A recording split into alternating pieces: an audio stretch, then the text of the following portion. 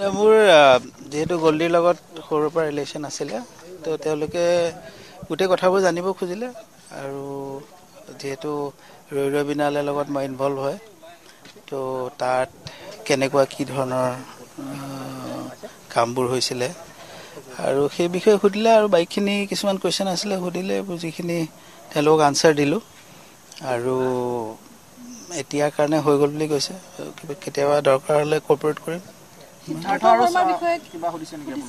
সিদ্ধাৰ্থৰ বিষয়ে সুধিছিলে যে কেনেকৈ মই জানো তাৰ চিনিটো পাওঁ কাৰণ গল্ডিৰ লগত থকা তাৰ বিষয়ে বাকী ডিটেইলখিনিতো মই ক'ব নোৱাৰিম চাগে এই বস্তু মই হয়তো ক'ব নোৱাৰিম এতিয়া কিন্তু মই সিমান ডিটেইলত নাজানো কাৰণ মই নাথাকোঁৱে মই বেংগলোৰত থাকোঁ মই ইমান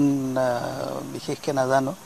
বাকী মই ইনভলভ হয় চিনেমাখনৰ কাৰণে চিনেমাখনৰ ৰিলেটেড সেইবোৰ কথা মই যিখিনি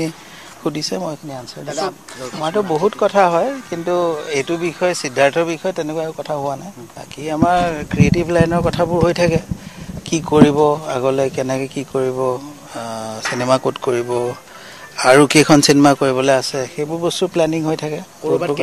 তেনেকুৱা নাই কিন্তু আমি অলপ দেখিছোঁ যে অলপ তেওঁৰ উইকনেছ হৈছিলে লাষ্টৰ সময়ত আৰু মই 2020 চনৰ ইনচিডেণ্টটোতো আছিলোঁ যিহেতু সেইটো সময়ত হেৰি হওঁতে তাত তাৰপিছত তেনেকুৱা একো মানে হেৰি নাই স্পেচিফিক নাই বাকী আমাৰ মেজৰলি ক্ৰিয়েটিভ লাইনৰ কথাবোৰেই হৈ থাকে আৰু আমি ঘৰুৱা টাইপৰতো আৰু এতিয়াতো কোৱা নাই তেনেকুৱা যদি দৰকাৰ হয় ক'ব বুলি কৈছে চিনেমাখনৰ পাইৰেচি সাংঘাতিক ধৰণৰ হৈছে আৰু ইয়াত মানুহেতো ৰেকৰ্ড কৰিছে আমাৰ এটা ৱেবছাইটত এতিয়া আহিছে সেইটোৱে বহুত বেছি ডাঙৰ কথা যে গোটেই HD কপিটো ওলাই গৈছে আৰু এইটো মষ্ট প্ৰবেবলি অসমৰ বাহিৰৰ কোনোবা চক্ৰ যেনেকৈ হিন্দী চিনেমাবোৰ কৰে তেনেকুৱা সেইটো আমি ক্ৰাইম ব্ৰাঞ্চৰ লগত কথা পাতি আছোঁ তেওঁলোকেও চেষ্টা কৰিছে বস্তুটো উলিয়াবলৈ আমি ডিষ্ট্ৰিবিউটৰৰ লগতো কথা পাতিছোঁ কিন্তু এতিয়ালৈ গম পোৱা নাই কিন্তু এইবোৰ হয়তো